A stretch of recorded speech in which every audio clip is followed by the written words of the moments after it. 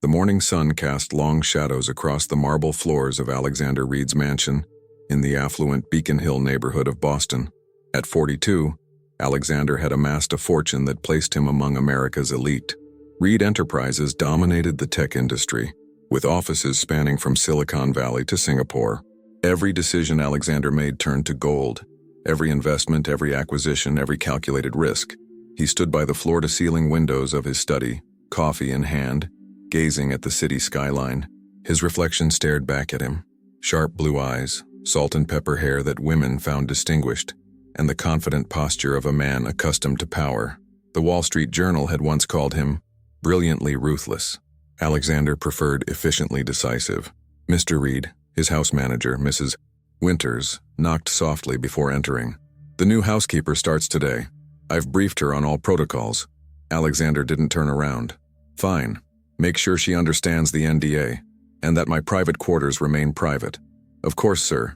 Would you like to meet her?" "Not necessary." Alexander checked his watch. A rare Patek Philippe worth more than what most people earned in years. "Is the Tokyo call set up?" "In your conference room, ready in 5 minutes." When Mrs. Winters left, Alexander allowed himself a moment of exhaustion. Another day, another dozen decisions worth millions. His mansion housed priceless art and cutting-edge technology. But lately, the emptiness echoed louder than he cared to admit. His divorce 3 years ago had been expensive but clean. No children to complicate matters, just the dissolution of what had essentially become a business partnership with occasional benefits. As he walked through the East Wing toward his conference room, Alexander barely registered the figure dusting the antique bookcase in the hallway. A woman in a simple gray uniform, dark hair pulled back in a neat bun. She immediately stepped aside, eyes downcast, becoming as invisible as the furniture she cleaned. Alexander continued without acknowledging her. Staff were fixtures in his world, necessary but interchangeable parts that kept his life running smoothly while he focused on what mattered, expanding his empire. The Tokyo call dragged on for hours. When Alexander finally emerged, tension gripped his shoulders. The Japanese investors were hesitant, asking for more time. In Alexander's experience, hesitation meant weakness, an opportunity to press harder. "Mrs. Winters," he called out, his voice echoing through the hallway. "I need the financial projections for the Nakamura portfolio revised. And get Mitchell on the line." "Right away, Mr. Reed," she replied from somewhere in the house.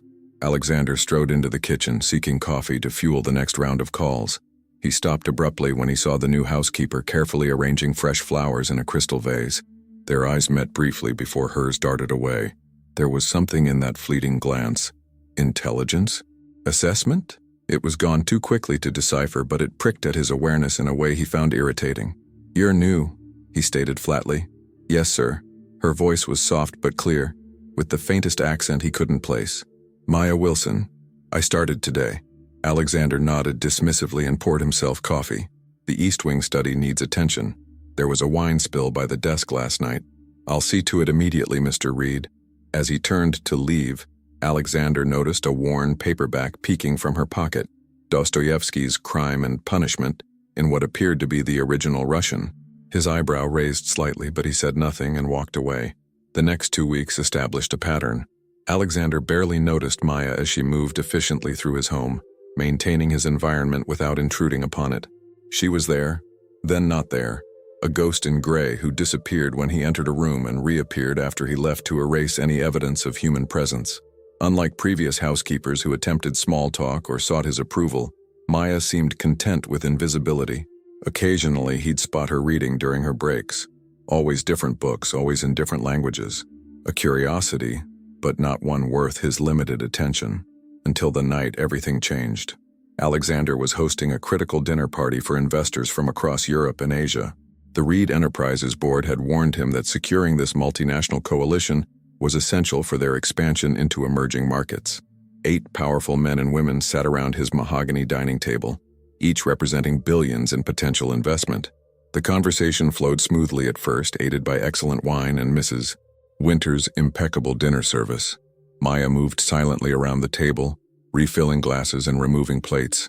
No one glanced her way, the perfect invisible servant.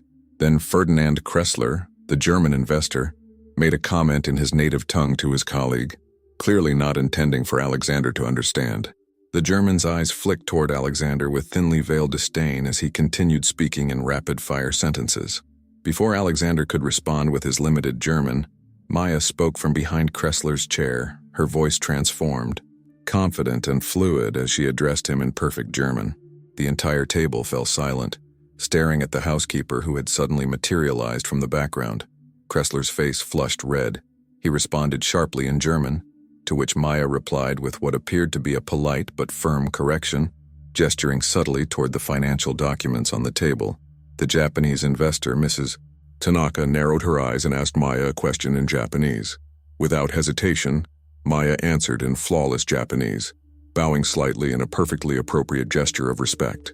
Alexander watched in astonishment as the Saudi investor leaned forward and addressed Maya in Arabic. Again, she responded with apparent ease, her hands moving expressively as she spoke. "What's happening here?" Alexander finally interrupted, his authoritative voice cutting through the multilingual chaos. The French investor, Mr. Beaumont, chuckled. "Your housekeeper just corrected Mr. Kressler's misinterpretation of your company's market penetration numbers in Eastern Europe. Quite impressively, I might add, and in multiple languages." Alexander turned to Maya, who had resumed her composed, deferential stance. "You speak all these languages?" "Yes, Mr. Reed." Her eyes met his directly for the first time, deep brown and unapologetically intelligent. "How many?" "8 fluently, 3 conversationally," she replied, as if commenting on the weather. Alexander felt something unfamiliar. He was caught off guard, a sensation he hadn't experienced in business or personal matters for years. "And you've been cleaning my toilets for 2 weeks?" A ripple of uncomfortable laughter circled the table. Maya's expression remained carefully neutral, but something flashed in her eyes. Pride, perhaps, or defiance. "It's honest work, Mr. Reed." The subtle emphasis on honest didn't escape him. Something shifted in the room's atmosphere. The investors were watching this exchange with keen interest, their assessment of Alexander visibly changing. "Please join us," Mrs. Tanaka suggested, gesturing to an empty chair. "That's not necessary," Alexander began. "On the contrary," interrupted Mr. Beaumont, "I believe we'd all benefit from Ms. Wilson's linguistic skills. Unless you employ a professional translator we haven't met." Trapped by propriety and potential business interests, Alexander nodded stiffly. "Of course. Maya, please join us." As she carefully removed her serving apron and took the seat offered to her, Alexander noticed details he'd somehow missed before. Her perfect posture, the intelligence in her eyes, the way she arranged the silverware with subtle precision before folding her hands in her lap. For the next 2 hours, Maya facilitated a negotiation more smooth and productive than any Alexander had experienced with his professional translators. She not only translated words, but cultural nuances, catching subtle jokes and implications that could have derailed the delicate dance of international business. By evening's end, the investors were charmed, the deal was progressing favorably, and Alexander Reed found himself staring at his housekeeper with undisguised curiosity. Who was this woman? How had someone with her extraordinary talents ended up cleaning his home? And why did he suddenly care? As the guests departed, lavishing compliments on Maya while barely acknowledging Alexander in their own homes, he felt a strange displacement, as if he'd stepped into an alternate reality where his position at the center of his world had shifted. "Thank you for your assistance tonight," he said stiffly when they were alone in the foyer. "It was unexpected." Maya nodded, already reaching for her discarded apron. "I should finish the kitchen, Mr. Reed." "Leave it." The command came out harsher than intended. He moderated his tone. "Please. It's late. We can discuss this tomorrow." She hesitated, studying him with those unsettlingly perceptive eyes. "Discuss what exactly?" "Your position here. Your abilities." Alexander ran a hand through his hair uncharacteristically at a loss. "There's clearly been a miscommunication about your qualifications." A small, enigmatic smile touched her lips. "No miscommunication, Mr. Reed. My application stated exactly who I am and what I can do. Perhaps no one bothered to read it thoroughly." With that, she turned and walked toward the staff quarters, leaving Alexander Reed, a man who prided himself on controlling every situation, standing alone with the distinct feeling that he had missed something important right under his nose. And for the first time in years, he found himself genuinely curious about another person. As he climbed the grand staircase to his empty master suite, one question echoed in his mind. "Who are you really?" "Maya Wilson." Alexander Reed couldn't sleep. The image of Maya Wilson speaking fluent German across his dining table kept replaying in his mind. By 6 a.m., he found himself doing something unprecedented, searching his own personnel files. Maya's application was exactly where Mrs. Winters kept all staff documentation. Alexander flipped through it with growing disbelief.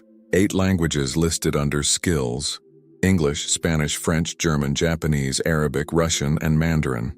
3 more under conversational: Portuguese, Italian, and Korean. A master's degree in international relations from Georgetown University. Recommendations from professors that used words like brilliant and exceptional. And he'd had her scrubbing his floors. Why? He muttered to himself. Why would someone with these credentials be working as a housekeeper? The answer came in a small notation at the bottom of her employment history. Seeking stable employment with accommodation due to current financial circumstances. Alexander closed the file, feeling strangely unsettled. He prided himself on seeing value where others missed it. It was how he'd built his fortune. Yet he'd completely overlooked the most valuable asset in his own home. At precisely 7:30 a.m., Maya arrived in the kitchen to begin her morning duties. She wore the same gray uniform, her dark hair pulled back in the same practical bun. Nothing in her demeanor suggested that anything had changed since yesterday. "Good morning, Mr. Reed," she said with polite surprise when she found him sitting at the kitchen island. "You're up early." "I've been reviewing your file," Alexander stated directly, studying her reaction. Maya's expression remained calm, though her shoulders tensed slightly. "I see. Why didn't you mention your qualifications? Your education?" She methodically began preparing coffee. "With respect, Mr. Reed, they were clearly stated in my application. And in my experience, employers looking for housekeepers aren't interested in my academic achievements. They just want to know if I can clean properly." "That's not an answer." Maya turned to face him, coffee pot in hand. For a brief moment, he glimpsed vulnerability beneath her composed exterior. "I needed the job. I needed the accommodation. My qualifications weren't helping me with either." She poured his coffee with steady hands. "Would you have hired me as anything else?" The question caught him off guard.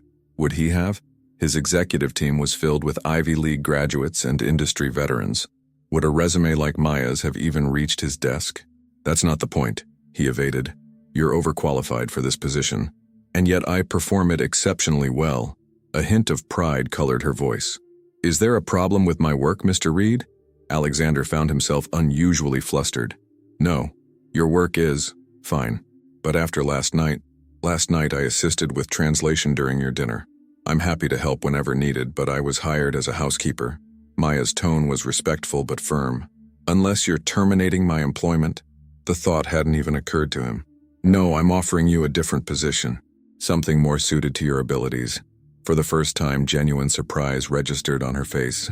"What position?" "My international team needs someone with your language skills. The salary would be significantly better and—" "No, thank you." Alexander blinked, certain he'd misheard. "Excuse me. I appreciate the offer, but I must decline." Maya began wiping down the counter, her movements precise and efficient. "That makes no sense. Why would you choose to remain a housekeeper when—" "Mr. Reed," she interrupted gently, "I have my reasons.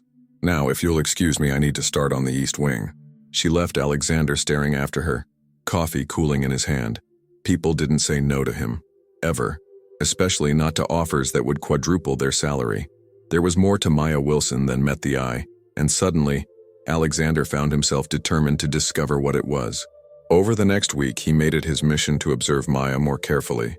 He noticed how she hummed classical pieces while dusting his art collection, not popular melodies, but obscure movements he recognized from rare recordings. How she lingered over his bookshelves, fingers tracing spines with familiar affection. How she spent her breaks reading research journals or making notes in a worn leather journal.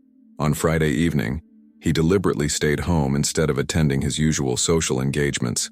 He found Maya in his library, carefully cleaning the antique globe in the corner. "That's from the 1820s, he commented, entering the room. "The geography is fascinatingly outdated." Maya nodded without looking up.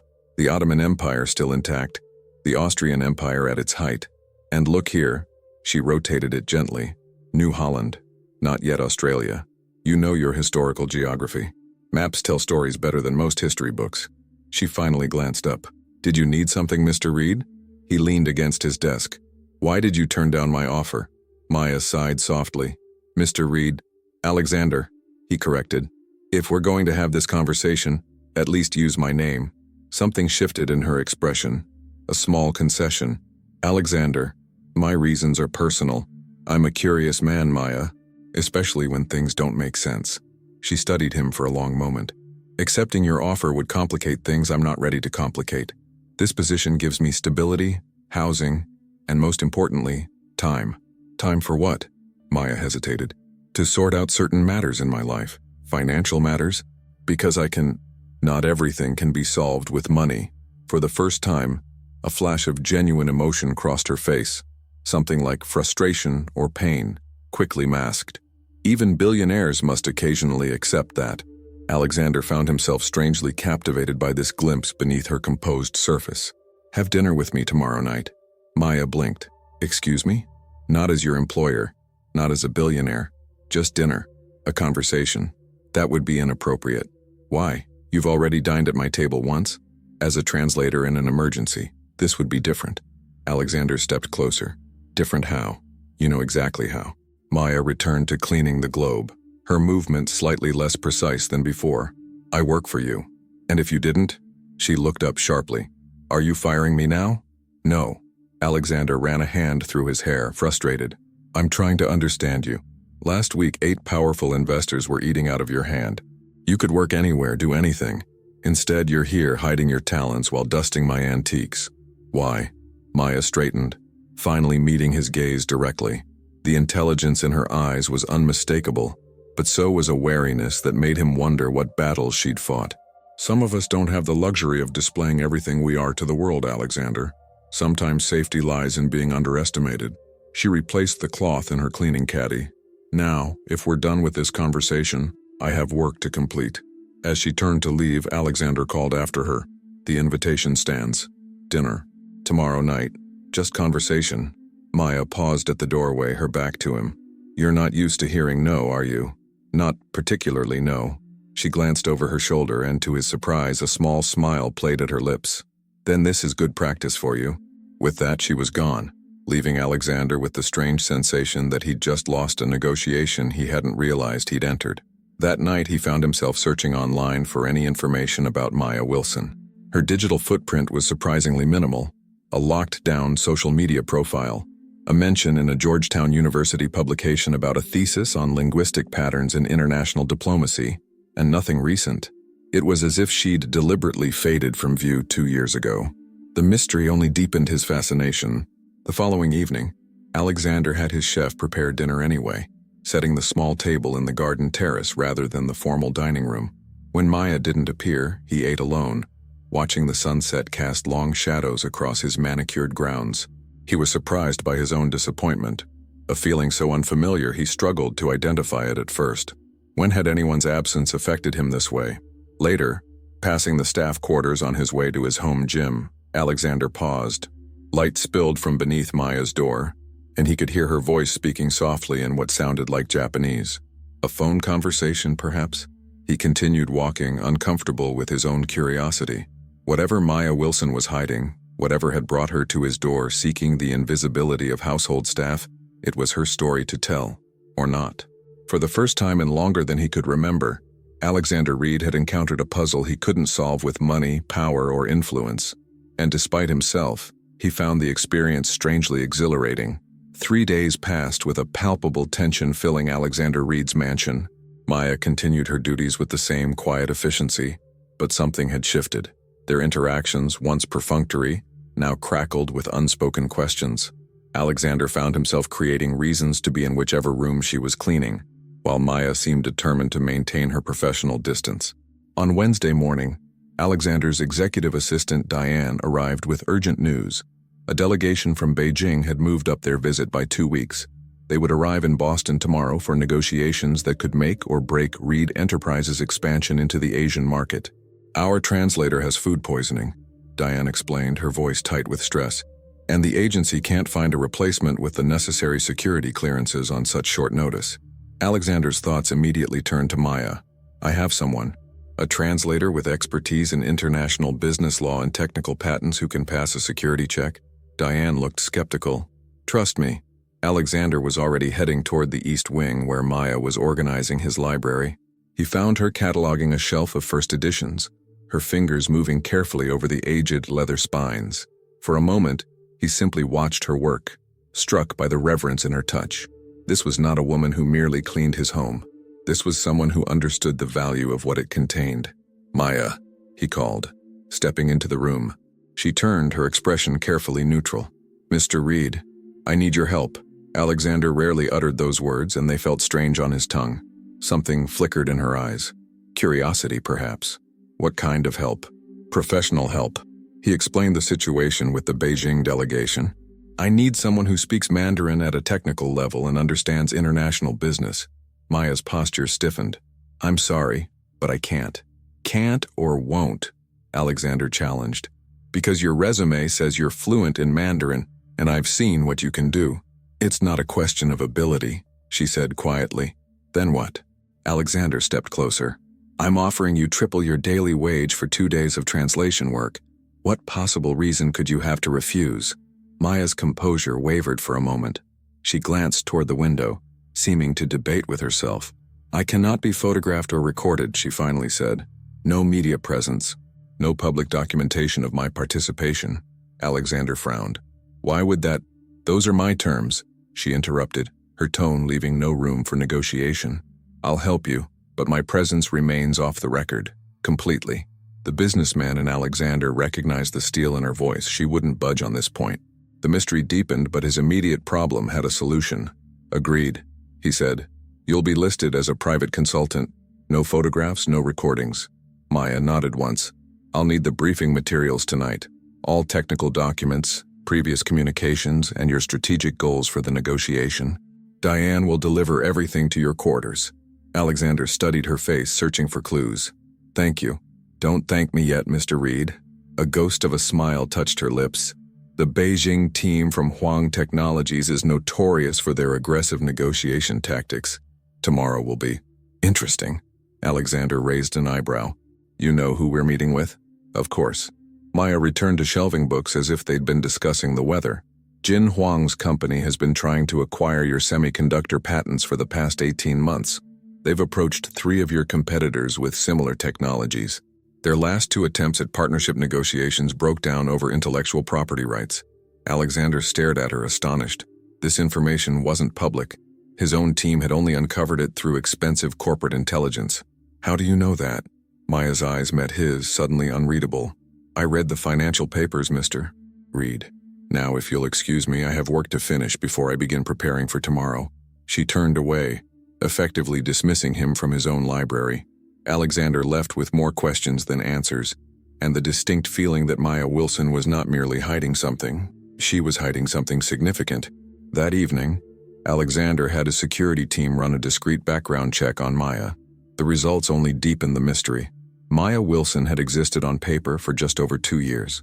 Before that, nothing. As if she'd appeared fully formed at age 28 with a Georgetown degree and multilingual abilities. "It's likely a protected identity," his head of security explained. "New name, new documentation. Completely legal when done through proper channels." "What would necessitate that?" Alexander asked. The security chief shrugged. "Witness protection, political asylum, escape from domestic violence. Some people have legitimate reasons to start over, Mr. Reed." Alexander nodded, dismissing him. The thought of Maya in danger, running from something or someone, stirred uncomfortable feelings he hadn't experienced in years. Protective instincts he'd thought long buried under layers of corporate ambition. He found himself standing outside her quarters in the staff wing, briefing materials in hand. He'd told Diane he would deliver them personally, a decision that had earned him a curious look from his assistant. Maya opened the door at his knock, clearly surprised to see him. She had changed from her uniform into jeans and a simple sweater, her dark hair loose around her shoulders. The transformation was striking. Without the deliberately muted appearance of her work attire, her natural beauty was impossible to ignore. "I brought the materials," Alexander said, handing her the folder. "Thank you." She accepted it, but made no move to invite him in. Behind her, he could see a small but comfortable room filled with books. A laptop sat open on a desk covered with papers in various languages. "Is there anything else you need for tomorrow?" he asked, reluctant to leave. Maya seemed to sense his curiosity. With a small sigh, she opened the door wider. "Would you like to come in, Mr. Reed?" "Alexander." he reminded her, stepping inside. Her quarters were modest but transformed by personal touches. Bookshelves lined one wall, filled with texts in multiple languages. Small art pieces from various countries adorned another wall. Nothing expensive, but each item chosen with obvious care. Papers covered her desk, many filled with handwritten notes in languages Alexander couldn't identify. "Not what you expected?" Maya asked, noticing his inspection. "I don't know what I expected," he admitted. She gestured to a chair while taking a seat on the edge of her bed. "Why are you really here, Alexander?" The directness of her question caught him off guard. "I told you. The briefing materials," which could have been delivered by any staff member. Her dark eyes studied him intently. "You're curious about me. Why?" Alexander considered deflecting but found himself answering honestly. "Because you don't make sense. A woman with your abilities working as a housekeeper. A Georgetown graduate who appears to have no past before 2 years ago." Maya went very still. "You investigated me." It wasn't a question, but he answered anyway. "Yes." That was invasive and inappropriate. Her voice remained calm, but her eyes flashed with anger. "I need to know who works for me, especially someone with access to sensitive business information. You need to know if I'm a threat," she corrected. "If I'm trustworthy." "Are you?" Alexander challenged. Maya stood abruptly, moving to the window. "I've never given you any reason to doubt my integrity. You're hiding something." She turned to face him, arms crossed protectively. "Everyone has secrets, Alexander. Even billionaires. Not everyone creates a new identity." The color drained from Maya's face. For a moment, she looked genuinely afraid, a reaction so at odds with her usual composure that Alexander immediately regretted his words. "I should go," he said, standing. "Yes, you should." Her voice had gone flat, defensive. He moved toward the door but paused with his hand on the knob. "Whatever you're running from, Maya, you're safe here." A bitter laugh escaped her. "Safety is relative and temporary. Not in my house." The vehemence in his own voice surprised him. "Not under my protection." Their eyes met, and something complicated passed between them. Distrust mingled with a reluctant connection that neither had anticipated. "Tomorrow I'll help you secure your deal with Huang Technologies," Maya said finally. "After that, perhaps it's best if I find other employment." The thought of her leaving sent an unexpected pang through Alexander's chest. "That's not necessary, isn't it? You don't trust me. You've invaded my privacy. The professional relationship is compromised. And if I apologize?" Maya's eyebrow raised slightly. "Do billionaires apologize?" "This one does." Alexander took a step toward her. "I'm sorry. Your past is your business. I overstepped." She studied him for a long moment, as if assessing his sincerity. "Apology accepted. But my terms for tomorrow stand. No photographs, no recordings. No official documentation of my participation." "Agreed." He hesitated, then added, "And your position here is secure for as long as you want it, whatever that position may be." Something softened in her expression. "Thank you. Now, if you don't mind, I need to review these materials." Alexander nodded and left, closing the door quietly behind him. As he walked back to his wing of the mansion, he realized two unsettling things. First, that Maya Wilson, whoever she really was, had somehow gotten under his skin in a way no one had in years. And second, that for the first time since building his empire, he cared more about a person's well-being than about what they could do for him. The revelation was as uncomfortable as it was unfamiliar. The following morning, Alexander found Maya waiting in the foyer when he came downstairs. The transformation was remarkable. Gone was any trace of the quiet housekeeper. In her place stood a polished professional in a perfectly tailored charcoal suit, her hair swept into an elegant updo. Small pearl earrings and minimal makeup completed the look of understated sophistication. "Good morning," she said, her posture confident but relaxed. "I've reviewed all the materials. We should discuss your priorities before the delegation arrives." Alexander found himself momentarily speechless. This version of Maya exuded authority and competence, a perfect corporate equal rather than an employee. "You look," he began, then stopped himself. A hint of amusement touched her eyes. "Professional, I hope." "Completely." He gestured toward his private study. "Shall we?"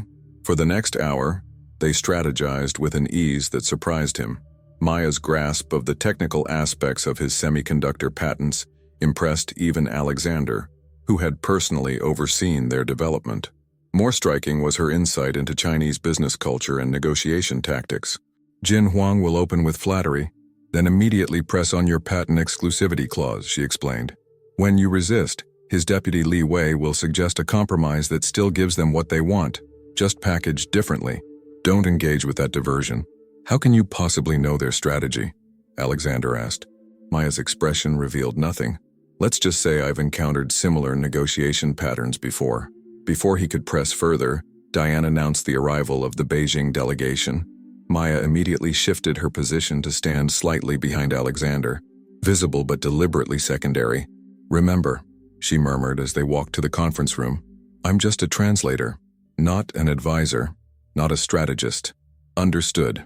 The meeting began cordially enough. Jin Huang, a sharp-featured man in his 50s, greeted Alexander warmly in accented English before switching to Mandarin for his team's benefit. As Maya had predicted, the flattery was effusive and calculated. When Maya translated, Alexander noticed something subtle in her technique. She maintained perfect neutrality in her tone while somehow conveying nuances through minute changes in expression that only he could see. A slightly raised eyebrow warning him of a particularly misleading statement, a nearly imperceptible head tilt suggesting caution. 2 hours into the negotiation, Jin Huang made his move, pushing hard on the patent licensing terms exactly as Maya had anticipated. When Alexander held firm, Li Wei stepped in with the predicted compromise. Alexander caught Maya's eye and saw confirmation in her steady gaze. He steered the conversation away from the trap, instead proposing a structured implementation that protected his company's interests. Jin Huang's surprise was evident, even as he maintained his pleasant demeanor. He spoke rapidly to his team in Mandarin. Maya translated smoothly, but Alexander noticed her shoulders tensing slightly.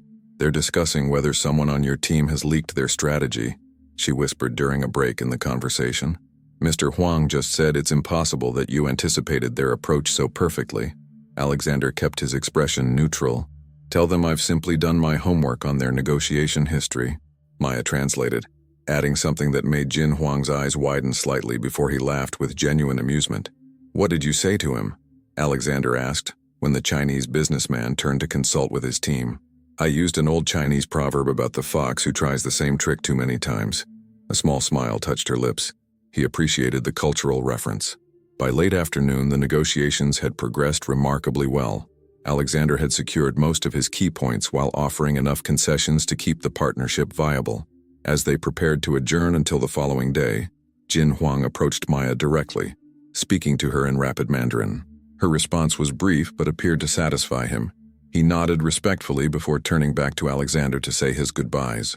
When the delegation had departed, Alexander turned to Maya with undisguised admiration. That was masterful. What did Huang say to you at the end? Maya gathered her notes, her expression unreadable. He asked where I learned to speak such perfect Mandarin, with the specific regional accent of his hometown. And what did you tell him? That I had an excellent teacher. She glanced up, meeting his gaze. We've laid the groundwork, but tomorrow will be more challenging. They'll come prepared with counters to your proposals. We'll be ready. Alexander realized he'd said we without thinking. More surprising was that Maya didn't correct him. They spent the next 3 hours preparing for the following day's negotiations, working with a synchronicity that felt both natural and exhilarating. Maya's strategic mind complemented Alexander's business instincts perfectly. For the first time in years, he felt the pleasure of working with a true equal. As they finished, Maya stood to leave, but Alexander stopped her with a gentle hand on her arm. The brief contact sent an unexpected current between them, and she pulled away quickly. Have dinner with me, he said. A proper dinner this time. You've more than earned it. Maya hesitated, conflicting emotions crossing her face. Alexander, just dinner, he insisted. As colleagues, after the day we've had, we both need to eat and unwind. Something in her expression softened. All right, give me 30 minutes to change. When she returned, she had exchanged her formal suit for a simple black dress that somehow managed to be both modest and striking. Alexander had arranged for dinner on the terrace with subtle lighting and a view of Boston's skyline in the distance. This is lovely, Maya admitted as she took her seat. I thought we could both use some fresh air after being in that conference room all day. Alexander poured her a glass of wine. You were remarkable today. I simply did what you hired me to do, but a slight flush of pleasure colored her cheeks at the compliment. No, he countered. You did far more than translate. You practically orchestrated the entire negotiation. Maya took a sip of her wine.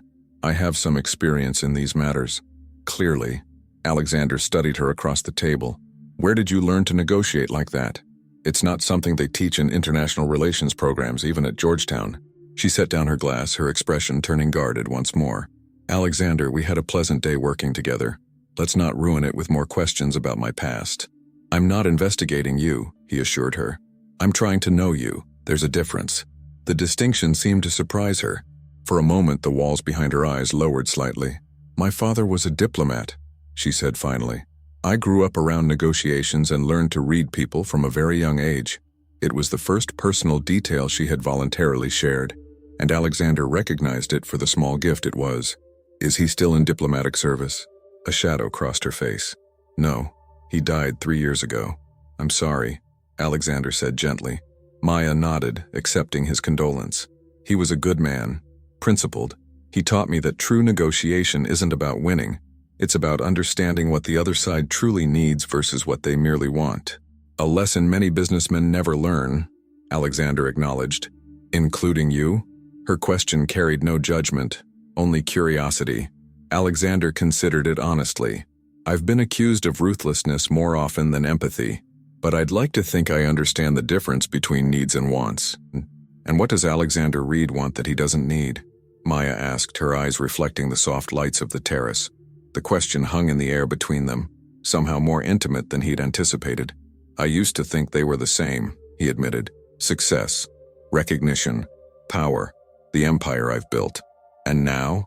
Alexander found himself answering with unexpected honesty. Now I'm not so sure. Their conversation flowed more easily after that, carefully skirting her mysterious past, but exploring thoughts on everything from classical literature to modern politics. Alexander discovered that Maya's knowledge wasn't merely linguistic. She possessed a depth of understanding about world affairs that surpassed most of his executive team. As they finished dessert, Maya glanced at her watch and stood. It's late, and tomorrow will be demanding. Thank you for dinner. Alexander walked her to the door leading back into the house. Thank you for today, for all of it. They stood close enough that he could detect the subtle scent of her perfume, something with notes of jasmine and vanilla. For a brief moment, he considered reaching for her hand, but something in her posture warned against it. Good night, Alexander, she said softly, then slipped through the doorway. He remained on the terrace long after she'd gone, nursing the last of his wine and contemplating the strange turn his life had taken. Alexander Reed had always prided himself on his focus, his ability to see valuable assets and strategic advantages where others missed them. Yet somehow he'd completely overlooked the most fascinating person to cross his path in years. And now, despite his best intentions, he found himself caring far too much about a woman whose real name he might not even know. The second day of negotiations with the Beijing delegation proved even more intense than the first. As Maya had predicted, Jin Huang arrived with carefully crafted counterproposals designed to claw back ground on intellectual property rights. Without Maya's subtle guidance, Alexander might have missed the cleverly hidden clauses that would have compromised his patents. By late afternoon, both sides had reached an agreement that genuinely satisfied their core interests. As the contracts were being prepared for preliminary signatures, Jin Huang approached Alexander with a smile. Mr. Reed, you negotiate like a man who has spent years in Beijing, he said, offering his hand. I must admit I did not expect such cultural awareness from an American businessman. Alexander accepted the handshake. I have excellent advisors. Jin Huang's gaze drifted to Maya, who was gathering documents nearby. Indeed, your translator is quite exceptional. Her command of regional idioms is remarkable. He lowered his voice slightly. One might almost think she had lived in Hangzhou province. Alexander kept his expression neutral, but his mind raced. Was that a clue to Maya's past? Before he could respond, Jin Huang continued. I would be honored if you both would join our delegation for dinner tonight. We leave tomorrow morning, and I believe we should celebrate our partnership properly. The invitation was standard practice in international business, and refusing would be discourteous. Alexander glanced at Maya, whose face remained professionally blank, though he caught the slightest tightening around her eyes. We would be delighted, Alexander replied. As the delegation departed to prepare for dinner, Maya approached him, her voice low and urgent. I can't attend tonight. It would be a serious breach of protocol if we both didn't go. Alexander explained. You know that. I'm aware of the protocol, she said tensely, but I told you my terms. No public exposure. This is a private dinner with people you've already met. At a restaurant, with staff, with people who might. She stopped herself, taking a controlled breath. I cannot be seen in public with the Chinese delegation. It's too risky.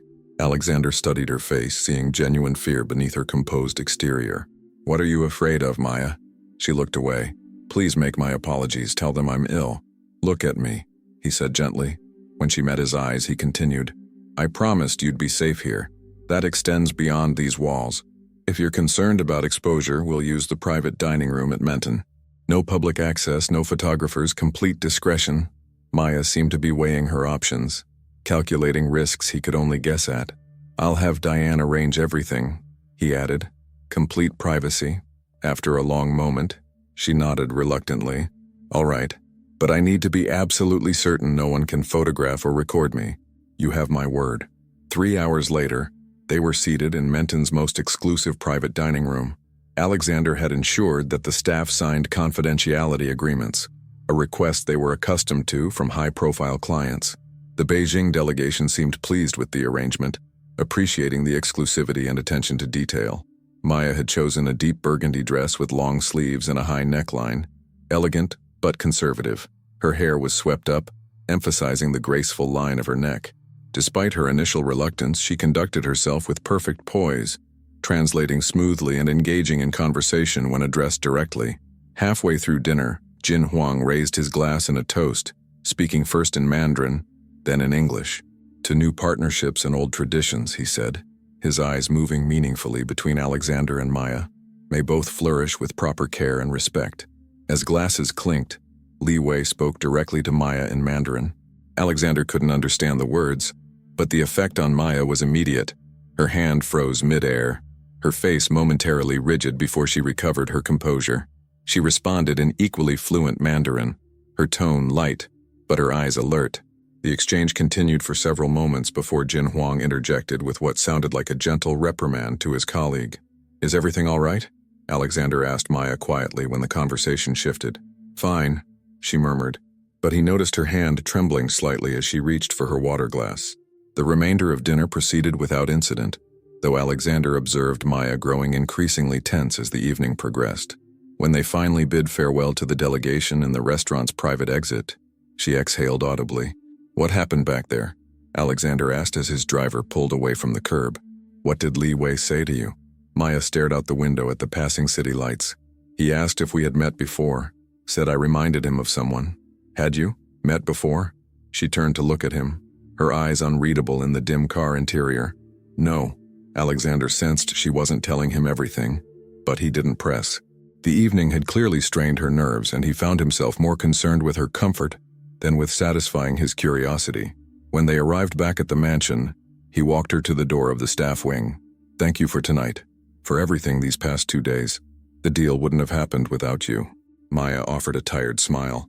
I'm glad it worked out. It more than worked out. It's the most favorable agreement Reed Enterprises has secured in Asia. Alexander hesitated, then added, I'd like to compensate you properly, beyond what we discussed.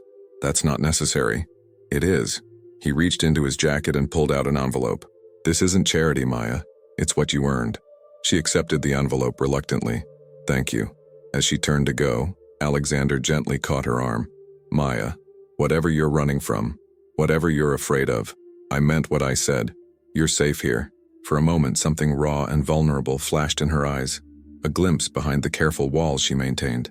Then it was gone, replaced by her usual composed expression. Good night, Alexander. He watched her disappear down the hallway, wondering if he would ever truly understand the enigma that was Maya Wilson.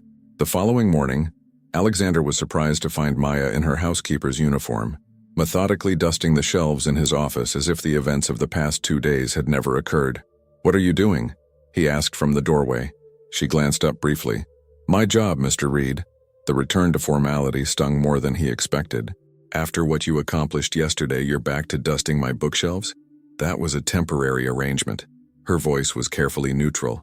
This is my actual position. Alexander stepped into the room, closing the door behind him. It doesn't have to be. Maya set down her dusting cloth with a sigh. We've already discussed this. That was before I saw what you're truly capable of. Maya, you're wasted as a housekeeper. You should be leading my international division, not cleaning it. And what happens when someone recognizes me? She challenged. When my picture appears in a business publication or at a conference? When my name gets added to your company's website? So you are hiding from someone. Alexander pressed, stepping closer. Who?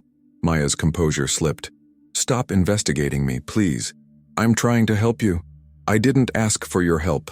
The outburst seemed to surprise her as much as him. She took a steadying breath. I'm sorry, that was unprofessional. I don't want professional, Alexander said quietly. I want honest. Their eyes met, and for a moment the pretenses between them seemed to thin. Maya looked away first. The money you gave me last night, she said. It's enough. Enough for what? To finish what I need to finish, to resolve certain matters. She picked up her dusting cloth again, a clear signal that the conversation was over. I appreciate your concern, Alexander, but my choices are my own. He wanted to press further but recognized the walls had gone back up. All right, but the offer stands, whenever you're ready. She nodded without looking at him, and he left her to her work, frustrated by her stubborn insistence on maintaining her cover. What could possibly be so dangerous that she'd rather clean toilets than use her extraordinary talents? That evening, Alexander was preparing for a business dinner when his security chief, Rodriguez, knocked on his office door. Sir, there's something you should see, he said, placing a tablet on the desk. Alexander looked at the screen, which displayed a news article from an international finance publication. The headline read, Reed Enterprises secures landmark deal with Huang Technologies. Below was a photo of him shaking hands with Jin Huang outside the restaurant the previous night. What am I looking for? Alexander asked. Not the main photo, sir. This one. Rodriguez swiped to another image buried deeper in the article. It showed the broader group with Maya partially visible at the edge of the frame, her face mostly turned away but still recognizable. The caption doesn't identify her, Rodriguez explained. Just lists her as an unidentified member of the Reed Enterprises team. But the photo's public now. Alexander frowned. Who took this? We had agreements with the restaurant staff. It appears to have come from a security camera across the street. The angle suggests it was captured as you were all leaving. Rodriguez hesitated. Sir, given your interest in Ms. Wilson's background, I thought you should be aware. Thank you, Rodriguez. Please monitor any unusual activity around the property tonight. After the security chief left, Alexander stared at the image, torn between concern for Maya's evident fear of exposure and frustration with her refusal to trust him with the truth. He debated whether to show her the article immediately or wait until morning. The decision was made for him when his phone rang. It was Mrs. Winters, sounding uncharacteristically flustered. Mr. Reed, I'm sorry to disturb you, but Maya isn't in her quarters, and she's left a note that's concerning. What does it say? Just, I'm sorry. Thank you for everything. Sir, her room is cleared out. I think she's gone. Alexander felt a cold weight settle in his stomach. When did you last see her? About 2 hours ago. She asked to borrow my car for an errand. I didn't think anything of it until I found the note. Call Rodriguez.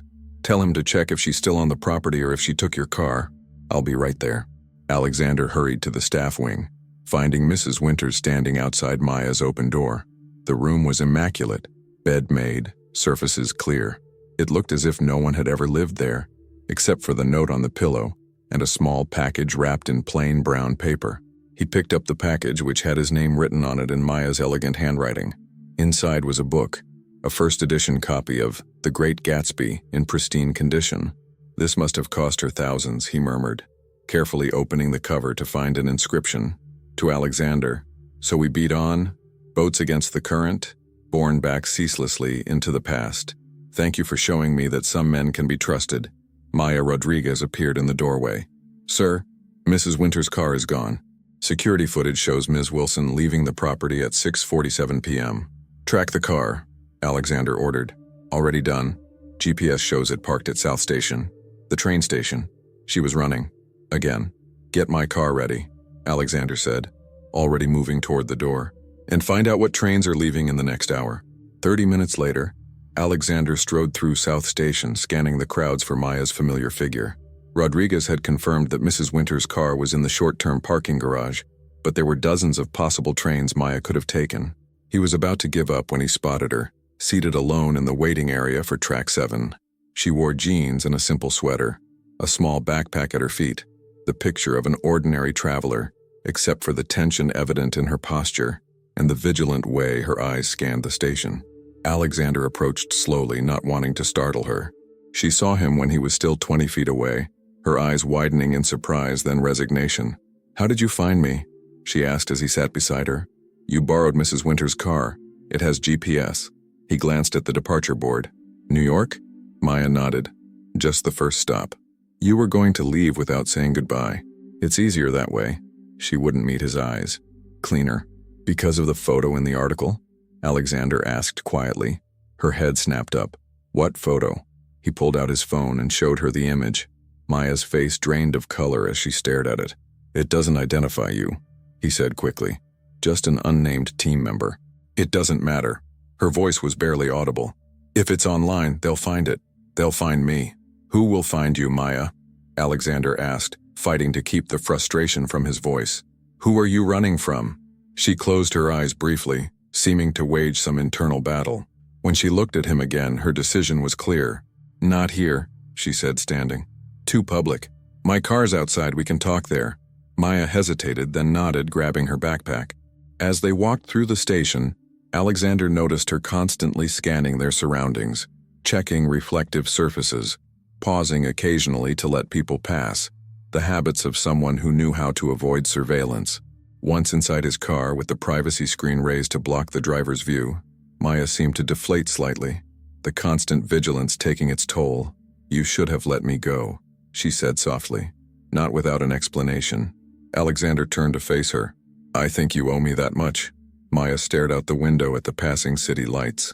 "My name isn't Maya Wilson." Even though he'd suspected as much, the confirmation still surprised him. "What is it?" "It's safer if you don't know." She met his gaze. 2 years ago, I worked as a diplomatic interpreter for the State Department. I was assigned to a sensitive trade negotiation between American technology companies and Chinese state enterprises. Alexander listened intently as she continued. "During those negotiations, I overheard conversations I wasn't supposed to hear. Evidence of corporate espionage on an unprecedented scale. American executives selling classified technology to foreign entities. Technology with military applications. You witnessed treason," Alexander said, understanding dawning. Maya nodded. "I reported what I heard through proper channels. 3 days later, my apartment was broken into. My computer was stolen. Nothing else, just my computer. A warning? I thought so too, until my father called. Someone had approached him at his diplomatic post in Geneva, shown him photos of me entering and leaving my apartment, told him to control his daughter if he wanted her to remain healthy." Her voice caught slightly. "He was terrified, told me to disappear until he could arrange protection." Alexander felt a cold anger building inside him. "What happened?" "I went to a remote cabin we owned in the Adirondacks. No phone, no internet, complete isolation." Maya's eyes grew distant with the painful memory. 2 weeks later, my father died in a car accident in Geneva. The brakes failed on a mountain road." "My God," Alexander whispered. "The official investigation found nothing suspicious. But I knew." Her hands clenched in her lap. "I knew they had silenced him. And they would silence me too if they found me." "So you disappeared." "The State Department helped create a new identity. Maya Wilson was born with a fabricated background and enough documentation to pass most scrutiny. They offered witness protection, but I refused. Too restrictive, too traceable. I chose to hide in plain sight instead." "As a housekeeper," Alexander said, the pieces finally clicking into place. She nodded. "No photographs, no public records, no connections to my former life. Just anonymous domestic work for wealthy employers who barely noticed my existence.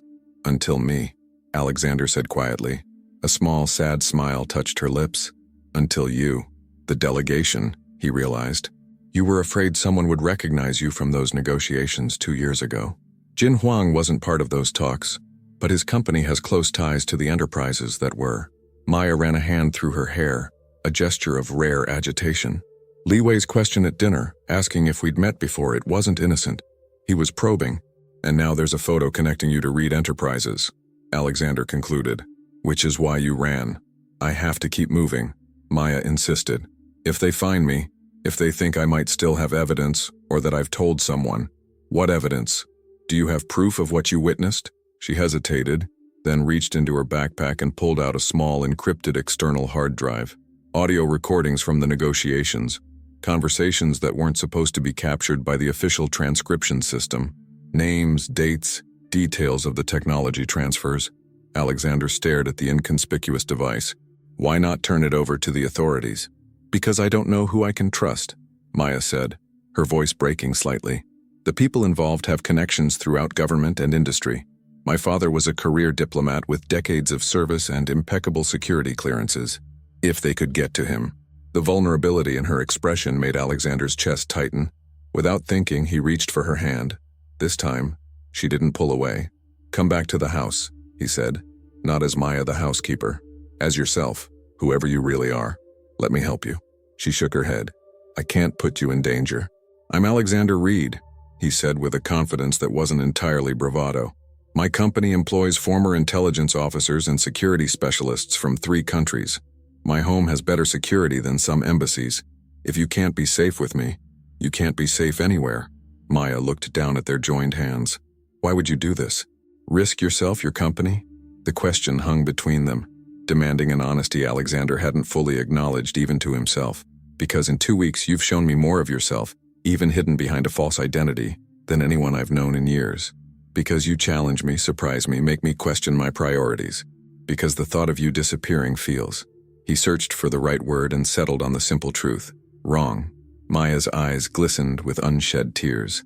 Alexander, tell me your real name, he said softly. Just once. I want to know who I'm really asking to stay. She hesitated, then leaned forward and whispered in his ear. A name he would never say aloud. A trust he would protect with everything he had. When she pulled back, her expression was both frightened and resolute. If I stay, it won't be as your housekeeper or even your translator. No, he agreed.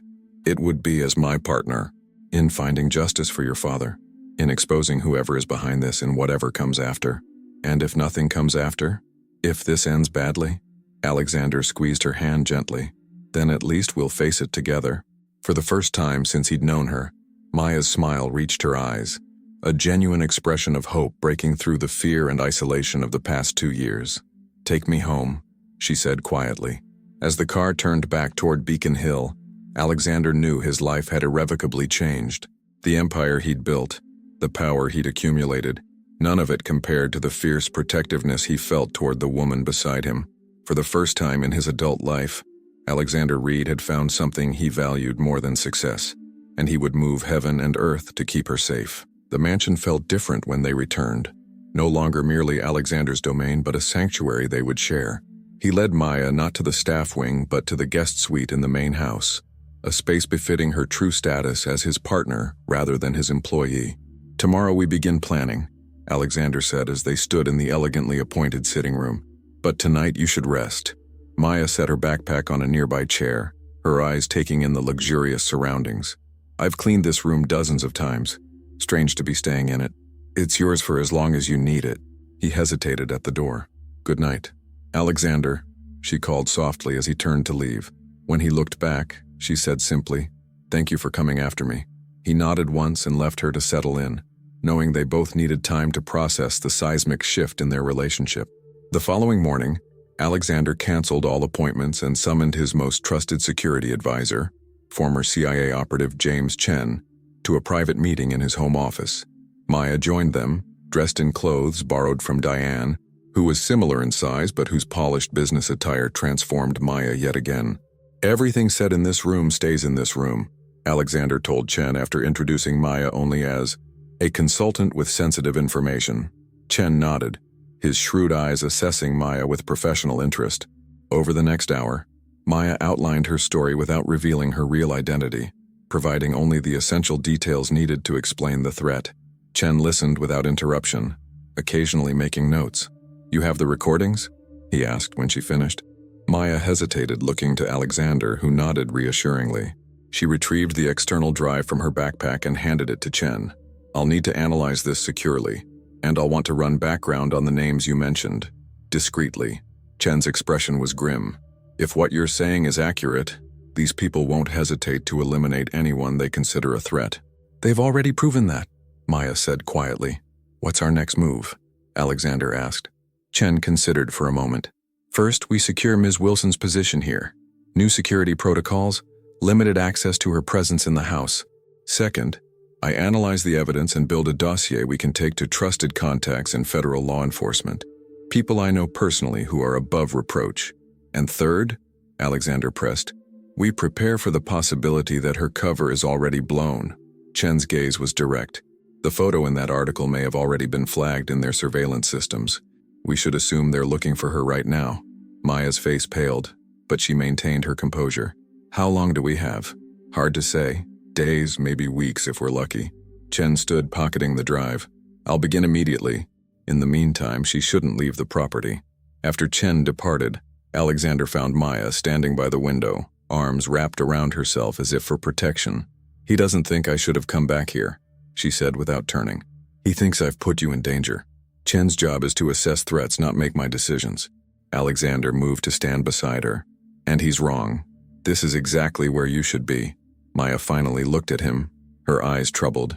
For 2 years I've lived in shadows, trusting no one. And now I've placed my life and yours in the hands of a man I've known for less than a month. Do you regret it? He asked quietly. She considered the question carefully. No, strangely I don't. Over the next week, a new routine emerged. During the day, Maya worked with Chen and Alexander, reviewing the evidence and building their case. In the evenings, she and Alexander spent hours talking, their conversations ranging from international politics to personal philosophies. Slowly, Maya revealed more of her true self, her childhood following her diplomat father around the world, her passion for languages, her dreams before they were shattered by what she'd witnessed. Alexander found himself sharing equally personal truths, his lonely childhood as the son of demanding, emotionally distant parents, the drive that had propelled him to success at the cost of meaningful connections, his growing disillusionment with the empire he'd built. 9 days after Maya's attempted departure, Chen arrived with grim news. Someone accessed the security camera footage from South Station on the night you tried to leave, he informed them in Alexander's office. They were specifically looking at recordings from the time period when you were there. Maya's hand found Alexander's on the sofa where they sat. They know I'm alive, that I'm here in Boston. It appears so, Chen confirmed, but they don't know your current location. Not yet. The evidence? Alexander asked. I've verified its authenticity. The recordings clearly implicate 3 American executives and 2 Chinese officials in illegal technology transfers. It's enough to launch a federal investigation. Chen's expression was serious. I've arranged a meeting with a trusted FBI contact for tomorrow morning. Someone with the authority to initiate a high-level investigation and the integrity to keep it contained. I should be there, Maya insisted. Too risky, Chen countered. Mr. Reed and I will handle the initial meeting. If my contact agrees to pursue this, then we can arrange a secure interview for you. After Chen left to make final preparations, Alexander found Maya in the library, absently tracing the spine of the first edition Fitzgerald she had given him. Tomorrow everything changes, she said softly as he approached. Once the FBI becomes involved. Justice for your father, Alexander reminded her, placing his hand over hers on the book. And what about after? Maya turned to face him, vulnerability evident in her eyes. When this is over, when I can reclaim my real name and life, what then? The question hung between them, laden with possibilities neither had dared voice until now. That depends, Alexander said carefully, on whether you want a life that includes me. Maya's gaze didn't waver. And if I do, then we build it. Together.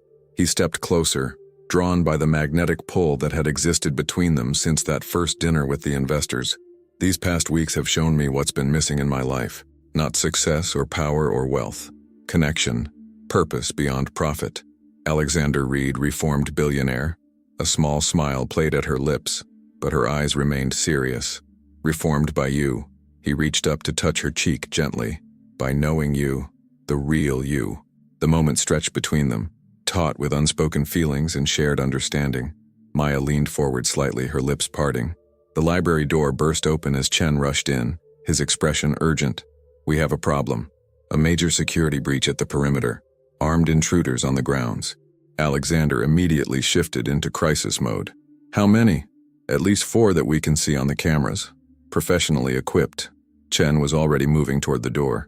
We need to get Ms. Wilson to the safe room, now. The three of them hurried through the mansion's corridors toward the hidden safe room Alexander had installed years ago, a paranoid precaution that suddenly seemed prescient. "How did they find me?" Maya asked, her voice tight with fear. "We'll figure that out later," Alexander said, guiding her down a narrow hallway. "Right now we focus on keeping you safe." Chen's phone buzzed with an alert. He checked it and cursed under his breath. "They've disabled the main security system. Backup protocols engaging, but we have less time than I thought." They reached the hidden entrance to the safe room, a panel in the wall of Alexander's private study that concealed a reinforced door. Chen quickly entered the access code, and the panel slid open. "Both of you inside," Chen ordered. "I'll coordinate with the security team and contact local authorities." "You're not coming?" Maya asked, alarmed. "Someone needs to manage the response. The room has communication systems. I'll stay in contact." Chen handed Alexander a handgun. "Just in case. You remember how to use it?" Alexander nodded grimly, accepting the weapon. "Be careful, James." As Chen disappeared down the hallway, Alexander ushered Maya into the safe room. The space was surprisingly comfortable, about the size of a small apartment with essential amenities, monitors showing security camera feeds, and communication equipment. "We should be secure here," Alexander assured her, sealing the door behind them. "The walls are reinforced steel. The air system is independent. We have supplies for days if necessary." Maya moved to the monitors, watching with horror as masked figures in tactical gear methodically swept through the grounds. "This is my fault. I've brought this danger to your home." "No," Alexander said firmly, joining her at the monitors. "The only people at fault are the ones who killed your father and are trying to silence you." He squeezed her shoulder gently. "We're going to survive this, and then we're going to make them pay." On the monitors, they watched as Chen coordinated the mansion's security team in a defensive formation. The intruders were advancing toward the main house, moving with military precision. "They're professionals," Maya whispered, "not hired thugs. This is a sophisticated operation." Alexander's jaw tightened as he watched the threat to his home, and to Maya, unfold before his eyes. Whoever sent them has resources, connections. They're desperate to keep what you know from coming out, which means the evidence is even more damaging than I realized, Maya concluded. Their eyes met in the grim light of the monitors, both understanding the gravity of what they now faced. But in that moment of shared danger, something else crystallized between them, a bond forged through trust and sacrifice that transcended their differences. As sirens wailed in the distance, signaling the approach of authorities Chen had summoned, Alexander took Maya's hand in his. "Whatever happens next," he said quietly, "we face it together." Maya's fingers tightened around his, her eyes reflecting both fear and resolve. Together. The safe room monitors showed chaos unfolding across Alexander's estate. Police cruisers flooded the perimeter, their flashing lights illuminating the night. The intruders, realizing they were outmatched, had scattered, two fleeing into the woods behind the property, one pinned down by security near the pool house, and the fourth engaged in a standoff with Chen and two security guards in the main foyer. "James is keeping them from reaching this wing," Alexander observed, watching the security feed intently. Maya stood beside him, her face pale but composed. "They came prepared to kill me, to silence the truth permanently. And they failed," Alexander reminded her, squeezing her hand. For 3 tense hours they remained locked in the safe room, watching as police methodically secured the property. SWAT teams captured 2 of the intruders. The others escaped, vanishing into the darkness beyond the estate's boundaries. The radio crackled with Chen's voice. "Area secure, 2 in custody. Police have established a protective perimeter. It's safe to come out." Alexander hesitated, looking to Maya. "Are you ready?" She took a deep breath, squaring her shoulders. "Yes, it's time to stop running." When they emerged, they found the mansion swarming with police officers and FBI agents. Chen met them in the hallway, his expression grim but satisfied. "The 2 we captured are professional mercenaries," he explained. "Already hired lawyers, refusing to talk, but their equipment and tactics suggest military background. Expensive operation." A distinguished-looking man in a suit approached them, flashing FBI credentials. "Special Agent Donovan, Counterintelligence Division. Ms. Wilson, we need to speak urgently about the information you possess." Maya exchanged a look with Alexander before nodding. "I'm ready to make my statement." The next 12 hours passed in a blur of debriefings, evidence reviews, and security consultations. Maya reclaimed her real identity, Elena Vasquez, former State Department interpreter and daughter of the late Ambassador Ricardo Vasquez. She provided complete testimony, turning over the damning recordings and filling in context that transformed scattered evidence into an airtight case. By morning, the FBI had launched a high-priority investigation. 3 American executives were taken into custody, charged with espionage and treason. Interpol issued alerts for the Chinese officials implicated in the scheme. News of the arrests sent shockwaves through the business and diplomatic communities. The technology they sold would have compromised national security for decades, Agent Donovan explained as he briefed Alexander and Elena in the library. Ms. Vasquez's evidence has prevented incalculable damage to American interests. And my father's death? Elena asked quietly. We're reopening the investigation into Ambassador Vasquez's accident. With this context, Swiss authorities are cooperating fully. Donovan's expression softened slightly. We'll get justice for him. What about Elena's safety? Alexander pressed. The people behind this clearly have resources and reach. We're prepared to offer witness protection. No, Elena interrupted firmly. I spent 2 years hiding in shadows. I won't live the rest of my life that way. Donovan frowned. Ms. Vasquez, the threat is still very real. These people have connections in multiple countries. Then we address the threat directly, Alexander stated, his tone leaving no room for argument. Make it public. Release the evidence to the media. Once the world knows what happened, silencing Elena becomes pointless. The damage is already done. That's unorthodox, Donovan admitted. But effective, Elena added, her eyes bright with determination. These people operated in darkness, exploiting secrecy. Let's expose them to the light. After further discussion, a strategy emerged. The FBI would coordinate with major news outlets for a controlled release of information, protecting classified details while exposing the conspiracy. Elena would give a single, exclusive interview, putting a human face to the whistleblower who'd sacrificed everything to protect American interests. 3 weeks later, Elena sat in a network television studio, poised and resolute as cameras recorded her story. Alexander watched from the wings, his heart swelling with pride as she spoke truth to power with unwavering dignity. My father believed that public service meant putting country before self-interest, she told the interviewer, her voice steady despite the emotion in her eyes. When I discovered American executives betraying that principle for profit, I couldn't remain silent, even knowing the risks.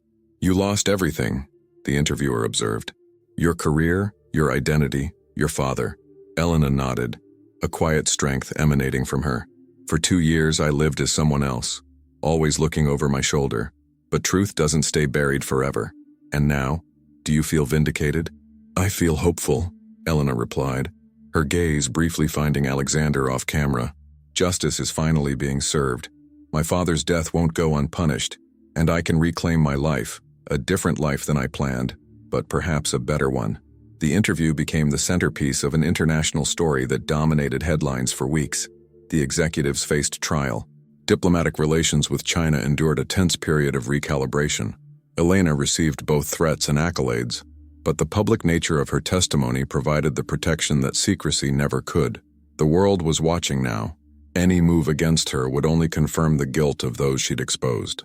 6 months after the night of the invasion, Alexander and Elena stood on the terrace of his Beacon Hill mansion, watching the sunset over Boston. The property had been completely overhauled with state-of-the-art security systems. Chen had been promoted to head of a new specialized division within Reed Enterprises focused on corporate security and counter-espionage. I received another job offer today, Elena remarked, sipping her wine. United Nations Translation Division. Very prestigious. Alexander turned to her, trying to keep his expression neutral. Are you considering it? I considered it for approximately 30 seconds. A smile played at her lips. Before remembering I already have a job I love, relief washed through him. Elena had joined Reed Enterprises 3 months earlier, heading their new International Relations Division. Her linguistic skills and diplomatic experience had already transformed the company's global operations, creating partnerships based on transparency and mutual benefit rather than exploitation. Besides, she continued, moving closer to him, the UN job would require relocating to Geneva, and my life is here now. Alexander wrapped an arm around her waist, pulling her against him. With a reformed billionaire who still has much to learn about the world beyond profit margins? Reformed is perhaps too strong a word, Elena teased, her eyes warm with affection. Let's say evolving. Their relationship had developed gradually, building on the foundation of trust forged during their shared ordeal. They had agreed to take things slowly, honoring the significance of what was growing between them. Alexander had never experienced this kind of partnership. Equal, challenging, profoundly connected. "I've been thinking about my father," Elena said, her expression turning reflective.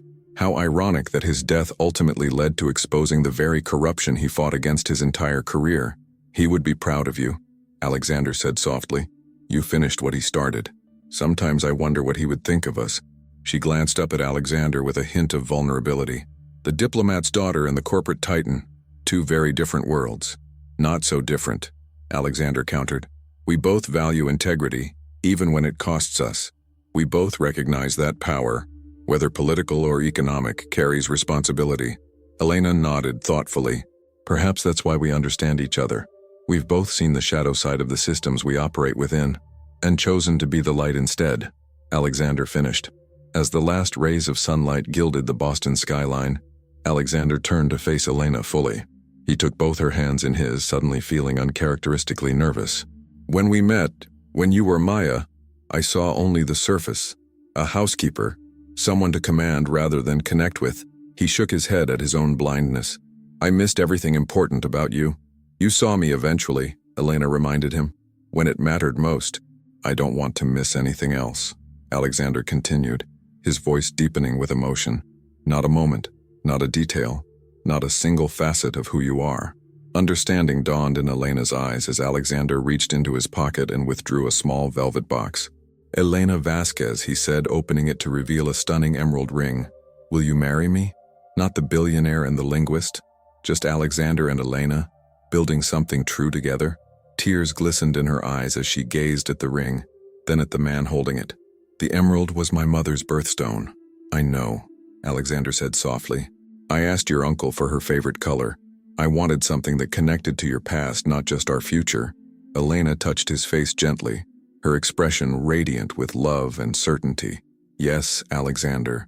1,000 times yes." As he slipped the ring onto her finger, Alexander marveled at how completely his life had transformed. The man who once valued only power and possessions had discovered something infinitely more precious. A partnership based on respect, courage, and profound understanding. Elena rose on tiptoes to kiss him, their embrace silhouetted against the darkening sky. When they finally parted, she smiled up at him with eyes that no longer held secrets or fear. "From housekeeper to fiancé," she mused. "Quite the promotion," Alexander laughed, pulling her close again.